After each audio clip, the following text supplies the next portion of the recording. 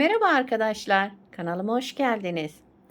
Bugün şöyle güzel bir koton ipim var. Bununla harika bir model başlayacağız. Yazlık bir örgü başlayacağız. Şöyle ipim orta kalınlıkta koton bir ip. Kullanacağım şiş ipime uygun 4 numara şiş kullanacağım. Örgümüz oldukça güzel ve kolay bir model. İnşallah siz de beğenir, benimle yaparsınız. Dilerseniz yapım aşamalarına geçelim.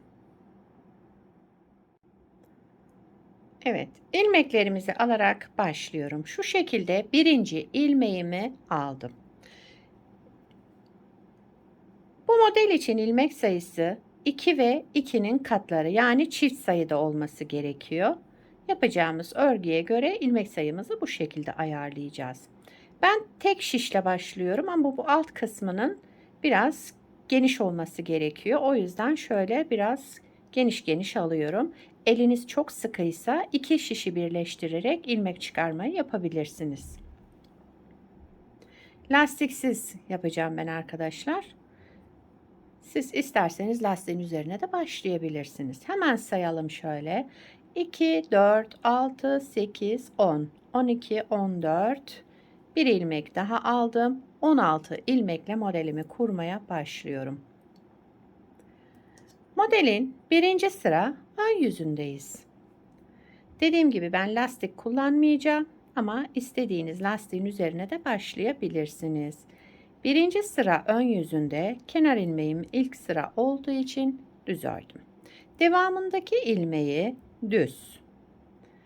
Bir sonrakini ters. Yani birinci sıra ön yüzünde bir düz bir ters. Bir düz bir ters örerek devam edelim. Birinci sıra ön yüzündeyiz.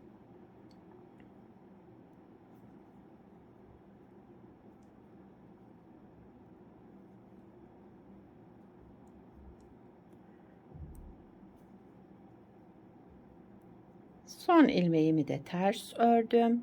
Bir de kenar ilmeğimi düz olarak ördüm. Birinci sıra ön yüzünde ilmeklerimi bir düz bir ters bir düz bir ters örerek tamamladım. İkinci sıra arka yüzündeyim. Model iki yüzlü de kullanabilirsiniz. İki yüzlü de harika olacak. Kenar ilmeğimi örmeden aldım.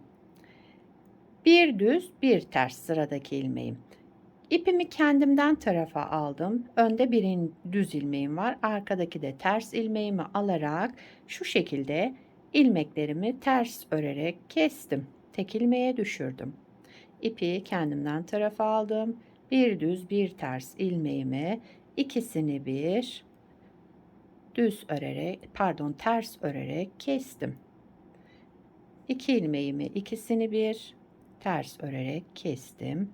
2 ilmeği bir aldım. Ters örerek kestim. Yani önde düz, arkada ters ilmeğim olacak. Şu şekilde alıyorum ve ikisini ters örerek tek ilmeğe düşürüyorum. Şöyle ipimi tellendirmeden alayım. Bu koton iplerde de arkadaşlar şöyle tellenmeler oluyor. Onu örerken daha dikkatli yaparsak düzgün durur örgümüz. Evet. Sıra sonuna kadar ilmeklerimi ikişer ikişer alarak ters ördüm. Tek ilmeğe düşürdüm.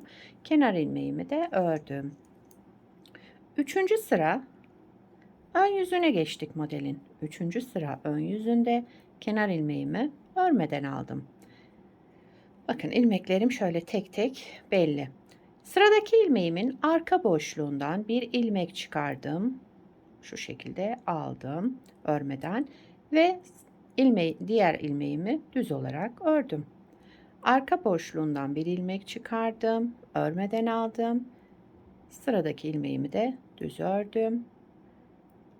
Sıradaki ilmeğin arka boşluğundan bir ilmek çıkardım, örmeden aldım ve sıradaki ilmeğimi düz olarak ördüm. Üçüncü sıra arka yüzünde bu işlemleri yapıyorum. Pardon, ön yüzünde. Üçüncü sıra ön yüzündeyim. İlmeklerimin Arka boşluğundan bir ilmek çıkartıyorum. Örmeden alıyorum. Sıradaki ilmeğimi de düz olarak örüyorum.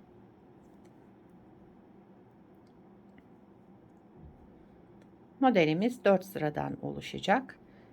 Şimdi dördüncü sıra arka yüzüne geçtim. Son sıramız. Bu sırayı da yaparsak modelimizi bir kez kurmuş olacağız. Kenar ilmeğimi örmeden aldım. İlmeklerim bakın ikişer ikişer şöyle. 2 2. Şimdi baştaki iki ilmeğimin ikisini bir düz ördüm. Tek ilmeğe düşürdüm. Şu şekilde. Daha sonra bir kez doladım. Önce kesme işlemi, daha sonra artırma işlemi yaptım. Sıradaki şu ikili ilmeğimin ikisini bir düz örerek tek ilmeğe düşürdüm. Devamında bir kez artırma yaptım. Bu ikili ilmeği ikisini bir aldım. Düz ördüm. Tek ilmeğe düşürdüm. Ve bir artırma yaptım. Son sıramızı da bu şekilde yapıyoruz arkadaşlar. Sıra başında kenar ilmeğinden sonra kesme işlemiyle başladım. Sıra sonunda şöyle göstereyim, bir artırdım. Son iki ilmeğimin de ikisini bir düz örerek kestim. Devamında bir artırma yaptım. Sıra başında artırma yapmadan kesme işlemi yapmıştım. Sıra sonunda artırma ilmeğimle sıramı tamamladım. Kenar ilmeğimi de ördüm. Buna dikkat edelim. İlmek sayımızda artma, eksilme olmasın. Evet, modeli bir kez kurduk arkadaşlar. Bakın modelimiz böyle. Tabi ilerledikçe kendini gösterecek harika bir model. İsterseniz bir kez daha kuralım. Evet, modelimizi bir kez daha kuruyoruz. Modelin birinci sıra ön yüzündeyiz. Kenar ilmeğimi örmeden aldım. Bu ajurlu olan ilmeğimi düz örüyorum. Bakın birinci sıra ön yüzünde, kenar ilmeğinden sonraki ilmeğimizi düz örelim. Düz. Bu ters olan ilmeğimi ters ördüm. Şöyle dağıtmadan örelim. Bir ters, bir düz. Bir ters, bir düz.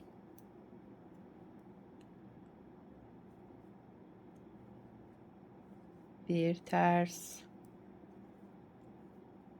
bir düz.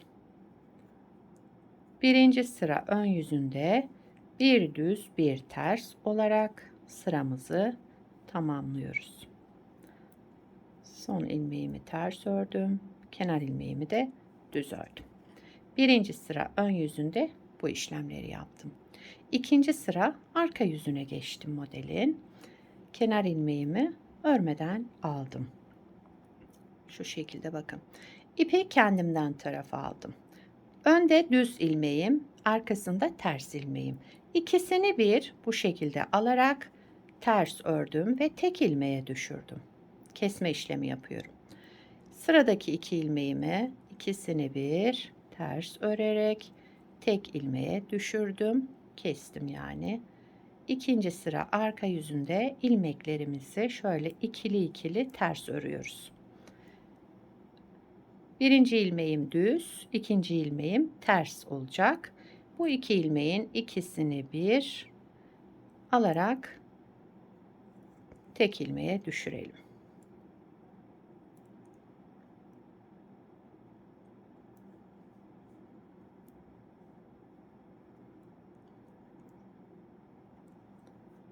Evet. Şöyle tamamladım sıramı. Kenar ilmeğimi de ördüm. İkinci sıramı bu şekilde yaptım. İlmeklerimiz bakın azaldı. Şimdi ilmeklerimizi tekrar artıracağız burada. Üçüncü sıra ön yüzündeyiz. Kenar ilmeğimi örmeden aldım. Sıradaki ilmeğin arka boşluğundan bir ilmek çıkardım. Örmeden aldım.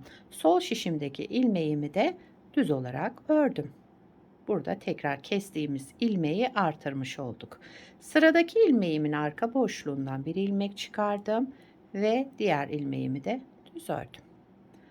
Bir ilmek çıkardım, örmeden aldım.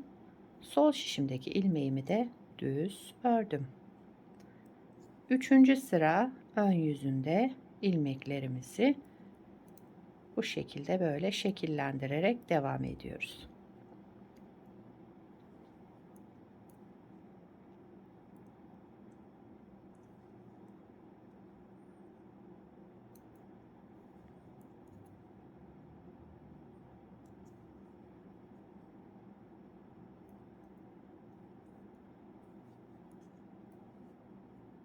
Kenar ilmeğimi de ördüm.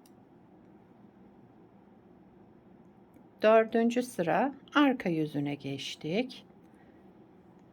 Kenar ilmeğimi örmeden aldım. İlmeklerim bakın şöyle ikili ikili gruplar halinde. Baştaki bu iki ilmeğimi şöyle ikisini bir alarak düz ördüm. Tek ilmeğe düşürdüm. Önce kesme işlemi yaptım. Devamında bir artırma işlemi yaptım. Bu ikiliyi düz örerek keselim. Şu şekilde sola doğru kestim. Bir artırma işlemi yaptım. Bu iki ilmeğimi ikisini bir düz örerek kestim. Bir artırma işlemi yaptım. Son sırayı da bu şekilde tamamlıyoruz. Önce kesme işlemi, daha sonra artırma işlemi. Bu ikiliyi bakın şu şekilde aldım, düz örerek kestim. Bir kez artırma yaptım.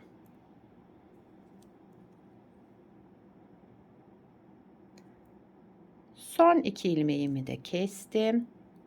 Devamında bir artırma yaptım. Sıra başında artırma yapmadan kesme işlemi yapmıştım kenar ilmeğinden sonra.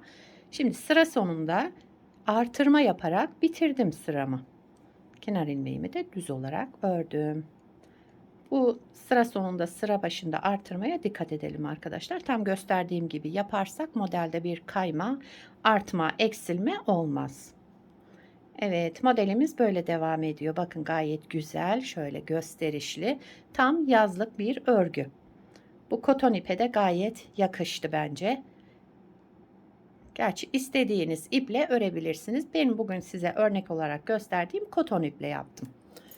Daha önce yapmış olduğum bir parçam var. Onu da göstereyim. Bakın bunu da daha önce hazırladım. Modelin ilerlemiş hali de bu şekilde olacak.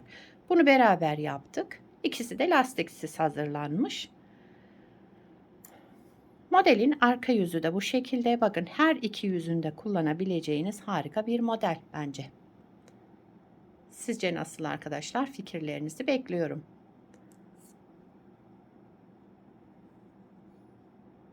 Evet, şöyle. Bütün yazlık örgülerinizde, mevsimlik örgülerinizde hepsinde kullanabilirsiniz bunu. Çocuk örgülerinde, yetişkin örgülerinde hepsinde kullanabileceğiniz harika, güzel, gösterişli ve kullanışlı bir model. Yapımı da gördüğünüz gibi gayet kolay. Evet, beni buraya kadar izlediyseniz arkadaşlar bir beğeni yapmayı, yorum yapmayı, beni desteklemeyi unutmayın. Şimdiden hepinize teşekkürler. Yapacak olanlara kolay gelsin. Bir sonraki videoda görüşmek üzere. Hoşça kalın.